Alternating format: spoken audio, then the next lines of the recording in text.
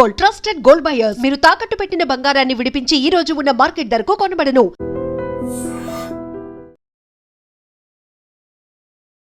BRS అధినేత కేసీఆర్ జగిత్యాలకు బయలుదేరారు.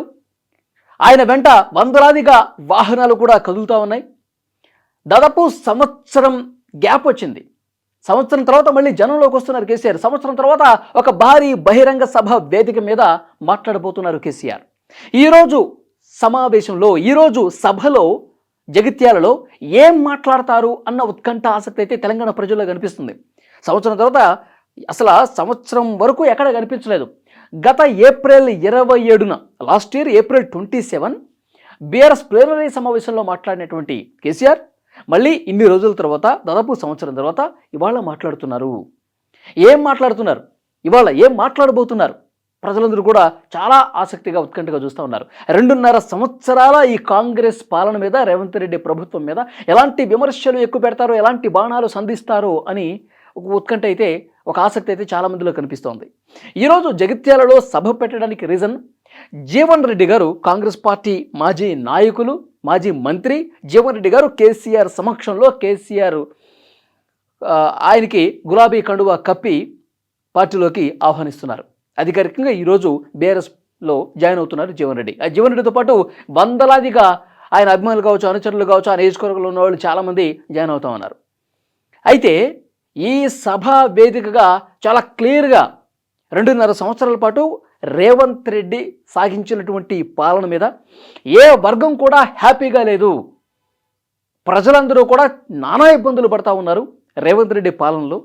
ఏ రంగంలో ఎలాంటి పరిస్థితులు ఉన్నాయో కూడా చాలా క్లియర్గా, క్రిస్టల్ క్లియర్గా ఈరోజు ఈ సభ నుంచి రేవంత్ రెడ్డికి ఒక హెచ్చరిక పాస్ చేసే అవకాశం ఉన్నట్టుగా తెలుస్తోంది.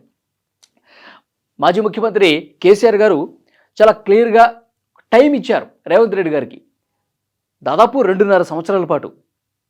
అంటే ఆయన తన శక్తినంతా కూడదీసుకొని ఏ మేరకు ప్రజలకు న్యాయం చేస్తాడు, తెలంగాణ ప్రజలకు ఏ మేరకు ఈ 2.5 సంవత్సరాల్లో బాగుపడ్డారు, కాంగ్రెస్ అధికారంలో రాకముందు ఏవైతే హామీలు ఇచ్చిందో, 6 గ్యారెంటీలు కావచ్చు, అలవి కానీ 420 హామీలు, 420 హామీలు ఏవైతే ఇచ్చిందో, ఆచరణ సాధ్యం కానిటువంటి హామీలు ఇచ్చి అధికారంలోకి వచ్చిందో, అవి ఎంతవరకు అమలయ్యాయి, ఎందుకు చేయలేకపోతున్నారు, వచ్చినటువంటి ఇబ్బంది ఏంటి? అంటే తెలంగాణ ప్రజలకు మీరు హామీలు ఇచ్చి అధికారంలో వచ్చినప్పుడు నెరవేర్చాల్సినటువంటి బాధ్యత ఉంది కదా. అంటే అధికారమే మీకు ముఖ్యం, అందుకే అలాంటి హామీలు ఇచ్చారు అని. సో ఇట్లా ఒక్కొక్క హామీని ప్రస్తావిస్తూ రేవంత్ రెడ్డి కడిగి పారేస్తారు ఇవాల్టి సభలో అనే ఒక చర్చ చాలా బలంగా వినిపిస్తోంది. సో డెఫినెట్గా ఆ కాంగ్రెస్ పార్టీలో, రేవంత్ రెడ్డిలో, ఆ పార్టీ నాయకుల్లో ఒక భయం అనేది వెంటాడుతోంది. గులాబీ బాస్ ఈరోజు ఏం చెప్పబోతున్నారు, ఎలాంటి విమర్శలు చేయబోతున్నారు, మనం ఈ చాలా హామీలు చేశాం, వాటన్నిటినీ ఒక్కొక్కటి ప్రస్తావిస్తూ ఆయన విమర్శిస్తుంటే ప్రజల్లో చాలా ఇబ్బందికర పరిస్థితులు కాంగ్రెస్ పార్టీ పట్ల ఉంటాయి. కాబట్టి వాటికి మన కౌంటర్స్ ఏ విధంగా ప్లాన్ చేసుకోవాలన్న ఆలోచనతో ఇప్పుడు కాంగ్రెస్ పార్టీ నాయకులు ఉన్నట్టుగా తెలుస్తోంది. అందుకే చాలా రోజుల తర్వాత ఈరోజు సభా వేదిక మీద మాట్లాడబోతున్నారు కాబట్టి కేసీఆర్ చాలా గట్టిగా మాట్లాడతారని ఒక చర్చ కూడా వినిపిస్తుంది. 2.5 సంవత్సరాలు అంటే దాదాపు సగం పాలన పూర్తయిపోయింది, 5 ఏళ్లలో సగం పాలన పూర్తయిపోయింది. కాబట్టి ఈ రోజు నుంచి జైత్రయాత్ర ప్రారంభం అవుతుంది. కేసీఆర్ గారు ఇవాళ నుంచి ఇక ప్రజల్లోనే ఉంటారు, జైత్రయాత్ర జగిత్యాల నుంచే ప్రారంభం అవుతుందని చెప్పి గులాబీ పార్టీ నాయకులు కూడా చెప్తా ఉన్నారు. మరి ఈ జైత్రయాత్ర ఏ విధంగా కొనసాగుతున్నది కూడా చూడాలి. అందుకే ఆ భయం, కేసీఆర్ ఇక స్టార్ట్ చేసేశారు కాబట్టి, కేసీఆర్ ఇక ప్రజల్లోకి వచ్చేస్తున్నారు కాబట్టి రేవంత్ రెడ్డిలో అలాగే కాంగ్రెస్ పార్టీలో ఒక భయం కనిపిస్తుంది. అందుకే ఆగమేఘాల మీద ఈరోజు కావాల్సుకొని ఒక సభ కూడా పెట్టుకున్నారు రేవంత్ రెడ్డి అని చెప్తున్నారు బీఆర్ఎస్ నాయకులు.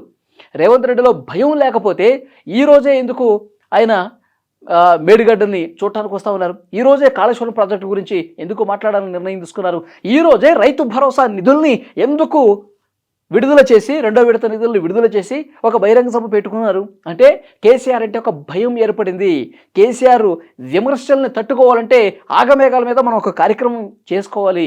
ఆగమేఘాల మీద కాళేశ్వరం ప్రాజెక్టును మళ్ళీ ఒకసారి సందర్శించి కాళేశ్వరం ప్రాజెక్టుని కూలేశ్వరం చేసేసాడు కేసీఆర్ అని చెప్పి మళ్ళీ ఒకసారి విమర్శలు చేయాలి.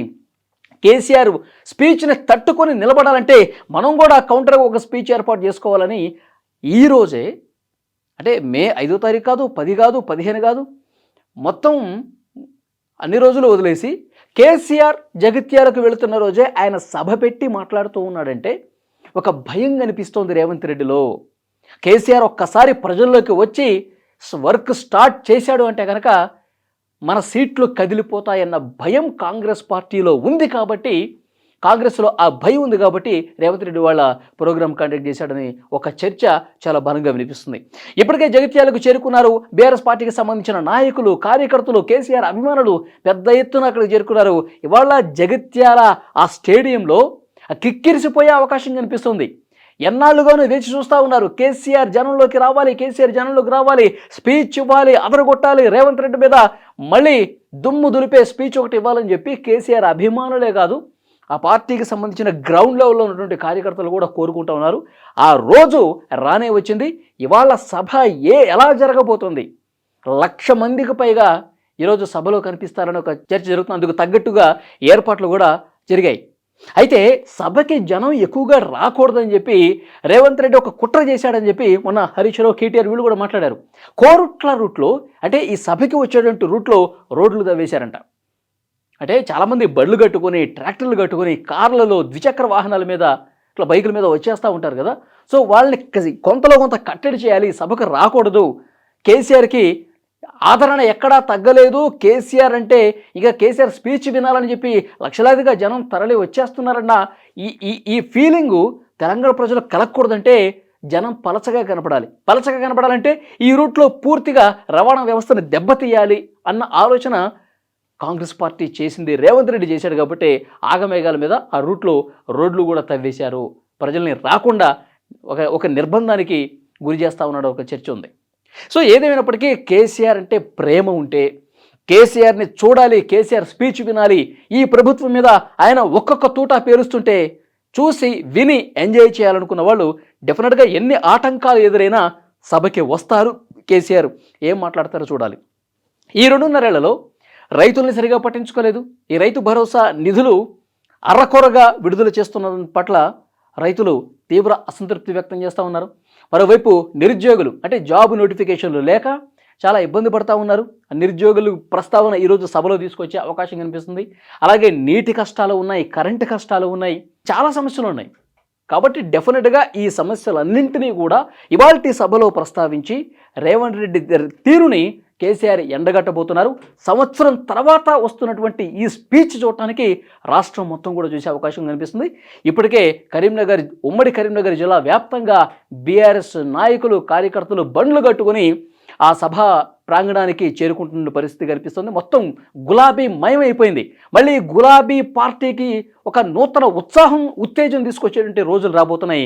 ఇంకొక 2 సంవత్సరాలు ఆగితే చాలు, మళ్ళీ మన పార్టీ అధికారంలో పోతే మళ్ళీ ముఖ్యమంత్రిగా కేసీఆర్ని మనం చూడబోతున్నాం అని చెప్పి ప్రతి గులాబీ సైనికుడు కూడా జగిత్యాలకి ఈరోజు బయలుదేరుతున్నటువంటి పరిస్థితి ఉంది. సో చూడాలి, వాటి సభ అయితే దద్దరిల్లిపోయే అవకాశం కనిపిస్తుంది. జగిత్యాల వేదికగా కేసీఆర్ ఒక ప్రభంజనాన్ని ఈరోజు ప్రారంభం కాబోతుంది.